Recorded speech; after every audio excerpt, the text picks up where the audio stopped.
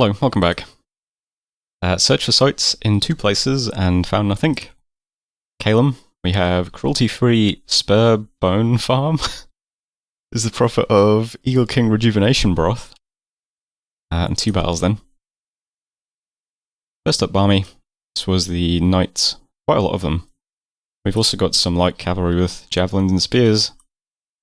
Lots of heavy cavalry.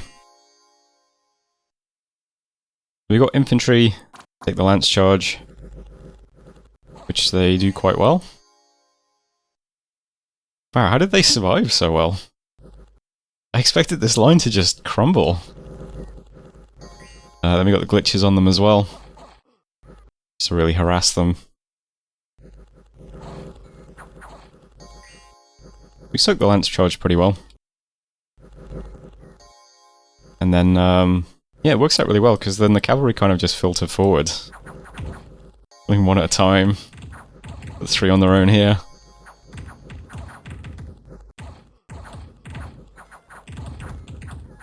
Pretty nice the way that worked out. All of our militia and glitches died, but it's no great loss. There's Barmy. Yeah, lost everything. Lost 1 stellate. But other than that, fine. And we also attacked the set of Dune 2. This was tiny though. Yeah, just some horse archers. Kind of lucky that these guys are firing because it looks like they went straight past my units. Okay though. So there we go. 7 units, that was pretty easy. Event then, another 244 gold. Events have been pretty good. And my prophet got in the Hall of Fame. I think he got attack skill. Yeah. Not the most useful thing in the world, but I mean, he's in the list, so there we go. I could glitch this guy. I'm pretty sure you can target priests. That's an interesting idea. Maybe we can turn him into some kind of fighting glitch. That's it for messages, though. So this turn, you can see Fomoriya is going this way. I sent them a message, they looks like they're going north. I'm going to just let them do it. I don't see any reason to be antagonistic. We are plenty big. I think it's fine. So I'll leave them to it. The set of Dune 2, great province. It's a wasteland with a 102 income because it's got a great gold mine. So that's a fantastic pickup. Yeah, we're doing really well on income considering it's EA, we've got death scales. Got almost 1500 gold a month. So the Prophet Army is going to head back now. They can try and get through here and take out the Bone Tribe. We're in spring now, this might heat up and let us through. If not, we can make 1 more move to Hostages and go through that way. Or we can just sit here and put in Temple and stuff like that. Take out this province too. So there's plenty of things this guy can do. For now he's just moving back to Lombaria. All he can do at the moment. Up here we got the commanders moving into Gold Petals and Szumogliika next turn. So, building up units here. There's hackers and archers in the garrison already. Same story in Szumogliika. There's some stuff already, some glitches. And we're still doing full recruitment. So, we'll lead out plenty of units next turn. Things that just took Barmy, also heading to Witchhaven. Also gives us options. Can attack the cavemen. Or we might just attack the Bone Tribe. We know this is like 70 units, but we're going to have like 23 units here, plus another, I think over 30 here. Yeah, 17 plus 10, so 27. So we can set up like 50 units into this province next turn if we want to. And we're about to hit Alt 4 as well. So we'd also have some body ethereal to put on our units. So we should be able to take this. It should be fine. So I might send everything into uncountable. And then just move out an army from here to take this on its own. But in order to bulk up the army that's going to be coming out of Gold Petals, because it is only going to be like 15 hackers and 15 archers, I'm doing the incredibly advanced technique of just recruiting a bunch of indie units in these provinces where we're going to have commanders. So when we move into same plane, there'll be some units here waiting to pick up. We have a mage in Pania searching at the moment, so also going to recruit some units here. He can lead them over here. We're also moving a commander to huge pile of computer parts, so we'll pick up some Deer Tribe too. So we can move like a bunch of junk to the same plane the turn after this, in addition to the hackers and the archers in gold petals. And that can all go this way. Hopefully we can pick up at least Sirmiok, that would be nice. That's mostly it for this turn though. Still doing site searching Weird Hill this turn. We searched the mercs, didn't find anything. My mage here is diseased now. But yeah, we've got disease healers waiting around, so that's okay. Palisades in Laboria will be finished in 3 months. Yeah, I think things are okay. We can start doing commander glitching next turn, so I'm going to remind myself how that spell works. I think we can move a mage into a province on the same turn we cast it, and then it will hit the mage, which is probably how I'll use it. Because it affects a random commander, so you want to put the commanders that you want on their own if you want something specific. And in this case, we do specifically want to glitch this guy, since he's the only N3 we've got. That is it for this turn. We have plenty of gold left in the treasury too, so we can start putting up another fort soon. But that was turn 13, so thanks for watching, and I'll see you next time. Hello, welcome back. We got our alteration research to 4, so we can now do Provincial Transfiguration 3 and Individual Transfiguration. So good stuff there. And also now cast Body Ethereal with my Astral Mages too. So nice target to hit. We'll try and hit 5 though and cast Mother Oak if we can. Search for sites and didn't find any. Search for sites and did find some. So in Pania we got an Endless Forest, which is a Pearl and a Nature Gem, which is really nice for us. So we're on 6 Nature Gems per turn, and 2 Astral now. Plus 2 air and 1 death. Could be better, but you know, we're making a start. And yeah, that's it for messages. So here's how the map is looking now.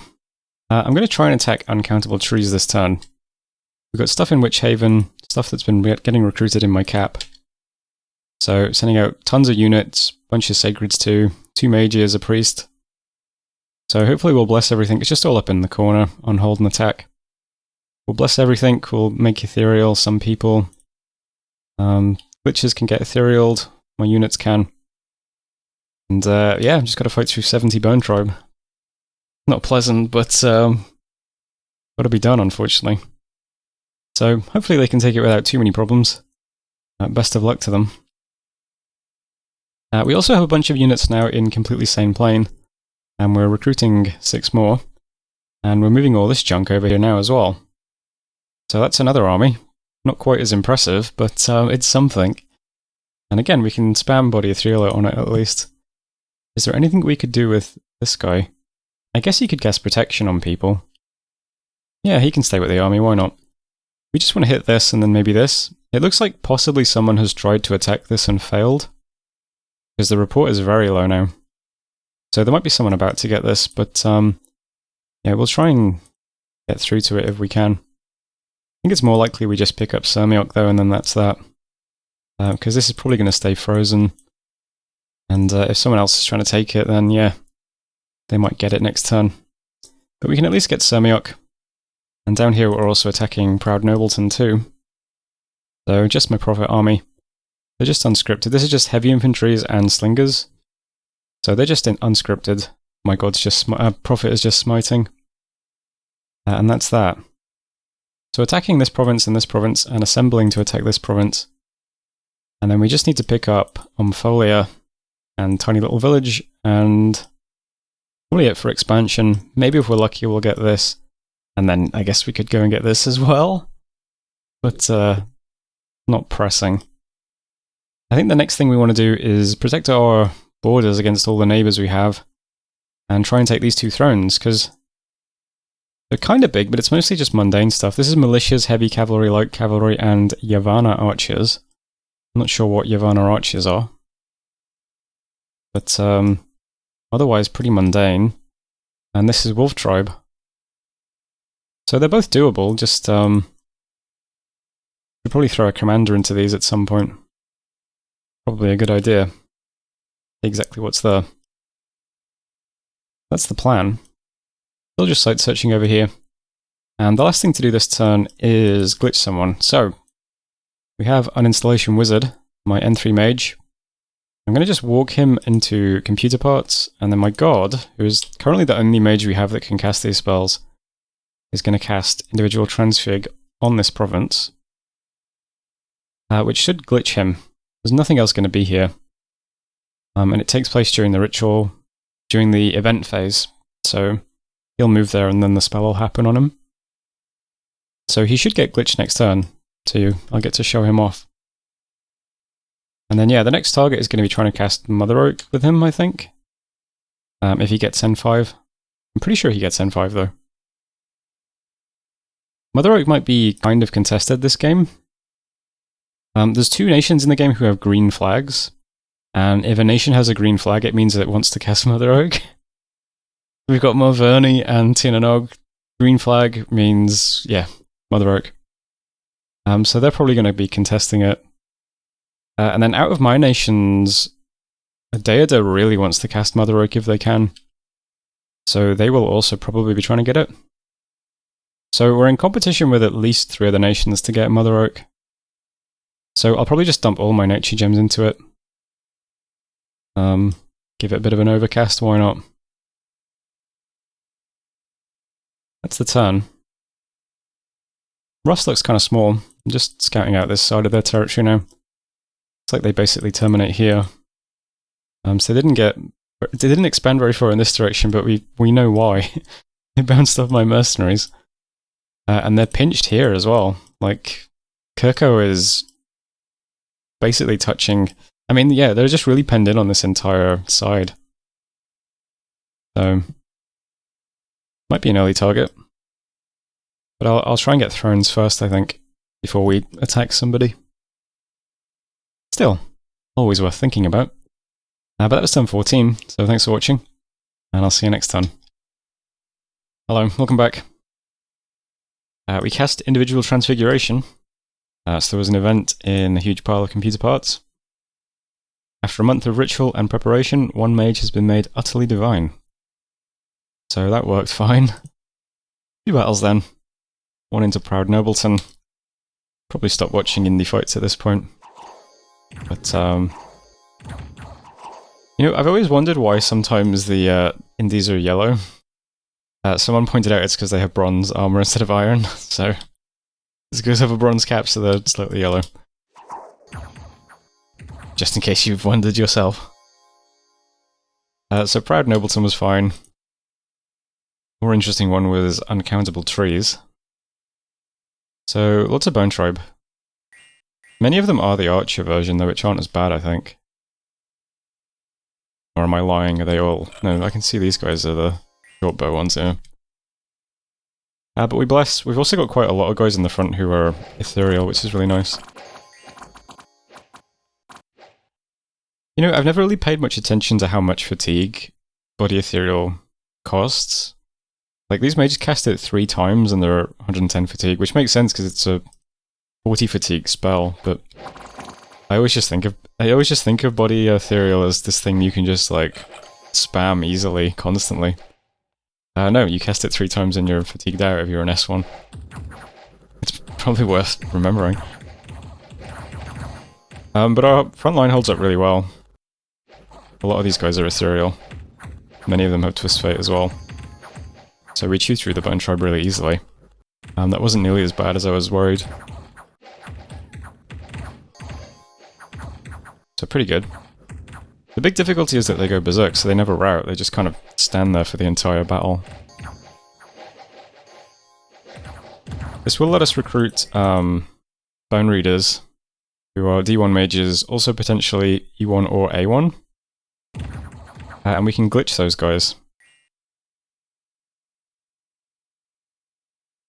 So they'll be potentially D3, E2, or A2.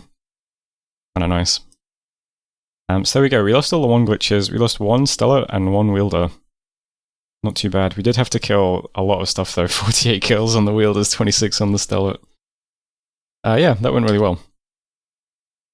Other events then, besides the ritual, Fetid Basin of Bad Posts, Misfortune +3, Forest of Delights and Whimsy, an omen that spoke of our decline, not great, and a peddler peddling his wares in a huge pile of old computer parts. Couple of gems, lost to gold. We cured 2 units of their disease. Shockingly, the one thing that didn't get their disease cured was the mage, who has now got an affliction. That's a shame. Hopefully he gets cured next turn. I don't think there's anything left here in the garrison that's diseased, no. So he should get cured next turn at least. Right, so here's how the map looks now. Let's look at an installation wizard now. So what I should really do with flawless glitches is make it so that there's different types. I never did that though. There's only the one type, so they all turn into this thing. What I wanted the spell to do is have a chance of giving you bonus paths, but unfortunately you can't do that. You can do that with the default transformation spell, but the way it works with the transformation spell doesn't work with other types of transformation, unfortunately. So the way it has to happen is that you're just guaranteed the path boosts, which is very powerful, but unfortunately it's the only way you can do it. So the way it works is that if you have Astral, Nature, or Death, you always get +2 in those paths. So this guy's now Astral 3, Nature 5. And all your other paths get increased by 1. On top of that, you have a bunch of weird item slots. You have 3 hand slots, 2 heads, 4 miscellaneous. No body slot, no boots though. You have 16 in your stats, 16 invuln. You have 4 in all the resists, I think. This guy's got a lot of poison resistors because he's a nature mage. They're magic beings who do not heal, which is normal for glitches. This one's also ethereal.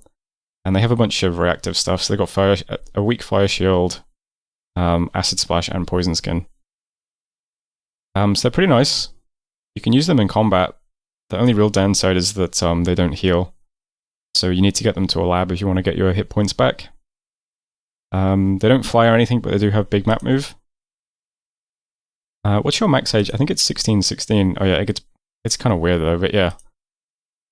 Yeah, I mean, these are pretty good. These are what we get instead of cat mages. And they cost us 16 nature gems. And they require some finicky stuff to do. But they're very, very good, I think. So that's our first one. I'm not going to glitch any other commanders just yet, because I want to keep all our nature gems for when we try to cast Mother Oak. But eventually we'll try to do provincial transfig and individual transfig every turn if we can. At a minimum, we'll alternate between the two. That'll be the plan anyway. Besides that, what else is happening? So over here, I spoke to Ocaf, who holds this province, and I asked if I could attack this. He said yes, so I'm just going to send a small force into this, just a couple of units, no blessing, no mages or anything. Which lets me put down a lab and a temple in this province this turn to start recruiting the bone readers. So we'll do that. And we've also got the lab going down and the palisades getting finished in Lombaria as well this turn. So we can start recruiting mages in 2 more places next turn, which is really nice. And my prophet is here to put up a temple in Lombaria next as well. So this section is pretty nice. Over here we can see that Marverni has taken the other Bone Tribe province. I don't think they can attack into this though, because the mountain pass is closed, so I think we're safe to go into Sermiok. So it's getting some hackers, some archers, some infantry, a couple of deer tribe. We have a guy spamming body ethereal, one spamming protection. That should go fine. And then I guess these guys just come back. Next target is Ompholia, and then maybe the throne. I'm slightly nervous about this stack. This stack does not look big enough to attack this throne, in my opinion. But I could be wrong. I think it's just because the number of like Atavi archers makes it look kind of weak, but I guess if it's mostly steel warriors and stuff, maybe it's fine. But to me, this army looks more like it's going to attack me, and it's just kind of standing next to the throne to make it look like it's a throne attacking force. But then again, it's got heavy cap. Maybe it's fine. I don't know. Maybe I'm just ultra paranoid. But I'm kind of worried we're about to get attacked by Ulm in this direction. Which is why I only want to attack this with a small force, so that the other units can just head back to Szumogliika. So you've got some units going home. The big glitch we just made is heading to Szumogliika as well. So we'll start moving units this direction either way, because we want to take these, or we want to defend against this. And after that, I'm just going to focus on infrastructure and research for a bit. If we don't get attacked by Ulm, Rus does look very small. They look pinched on all borders so far. We'll just see if they've got any expansion here or not. Because they might have just, what, 6 provinces? It's pretty puny. I think that's it for big things. I am recruiting a commander somewhere. Yeah, here, to attack this throne. See what this is like. Because it also looks pretty small. We might be able to do this at some point. And I think we're site searching Jeering Mountain now. I think that's everything though. Research, currently 131 per month, that's not bad. We'll have, between these 2 provinces, it'll be 1 additional mage per turn. And I've been slowly moving mages into Szumogliika. We can bring some mages home as well. This army probably doesn't need these mages, but they're here now anyway, so they're going to Semiok. This guy's searching as long as the buildings are getting built. Yeah, so these guys can immediately start researching next turn as well. Other than that, yeah, that's everything. So that was turn... This has already been submitted. That was turn 15. Oh, end of the video. So thanks for watching. And hopefully I'll see you next time.